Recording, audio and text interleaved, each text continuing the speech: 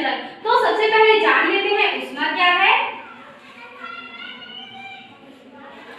ऊष्मा एक प्रकार का ऊर्जा ही है जिसके प्रवाह से, प्रवाह मतलब होता है बहना, है ना, जिसके प्रवाह से कोई वस्तु या तो हमें ठंडी महसूस होती है या फिर गर्मी महसूस होती है। और एग्जांपल, ठंडी का लेक्चर है, सब लोग आग तापते हो, यस मैम, है ना, तो ये हाथ हो गया, है ना, तो इस आग से, है ना, ऊष्मा जो है हमारे हाथों तक जाता है या फिर हमारे शरीर तक आता है, जिससे हमें गर्मी महसूस होता है।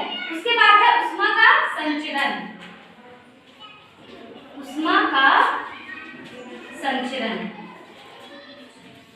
संचरण मतलब होता है प्रवाहित होना, बहना, एक स्थान से दूसरे स्थान तक जाना। ऊष्मा का संचरण कहने का मतलब है ऊष्मा का एक स्थान से दूसरे स्थान तक की जाने की क्रिया को हम ऊष्मा का संचरण कहते हैं। ठीक है, फॉर एग्जांपल यहाँ पास मैं लोहे का छड़ लेती हूँ, क्या लेती हूँ, लोहे का छड़, लोहे का छड़। अब हम इसके एक सिरे को गर्म करते हैं तो कुछ समय बाद, कुछ देर बाद हम देखते हैं कि इसके दूसरे सिरे में भी हम छुएंगे उसको तो वो गर्म हो जाएगा। ठीक है, तो ऐसा क्यों होगा, इसमें एक